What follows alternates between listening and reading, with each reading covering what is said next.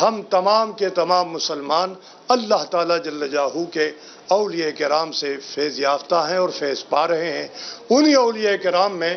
اللہ تعالیٰ جل جلالہ کا ایک ولی کامل حضرت علامہ مخدوم و محترم ابو البلال محمد الیاس قادری رضوی دامت برکاتہم العالیہ اللہ تعالیٰ کے ایک کامل ولی ہیں۔ اللہ تعالیٰ کا شکر ہے کہ ہمیں اللہ تعالیٰ جل جلالہ نے اس دور میں بھی، اس زمانے میں بھی، اس عصر میں اپنے اولیاء کرام سے، اپنے ولیوں سے وابستہ رکھا ہے۔ اللہ تعالیٰ یہ نسبتیں ہمیشہ کے لیے قائم و دائم رکھے۔ حضرت علامہ ابو البلال مخدوم محترم محمد الیاس قادری دامت برکاتہم العالیہ کہ یوم پیدائش کا دن جو 26 رمضان المبارک ہے، تو میں حضرت صاحب اپنے محترم جناب محمد الیاس قادری صاحب دامت برکاتہم العالیہ اور حضرت صاحب کے تمام مریدین کو اور جمیع مسلمانوں کو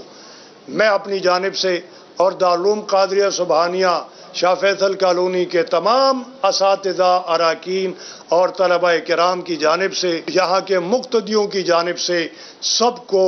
دل کی اتاہ گہرائیوں سے مبارکباد پیش کرتا ہوں۔ حضرت صاحب نے اپنی اس زندگی میں دین اسلام کی جو خدمات سر انجام دی ہیں وہ ازہر من الشمس ہیں۔ 200 سے زائد ممالک، اس میں تو الحمدللہ دعوت اسلامی کا پیغام پہنچ رہا ہے، بلکہ یہ فقیر بھی جب بھی مکہ شریف جاتا ہے، مدینہ شریف حاضر ہوتا ہے، عراق جاتا ہے، جناب والا زامبیا جاتا ہے، نیروبی کینیا جاتا ہے، ساؤتھ افریقہ جاتا ہے،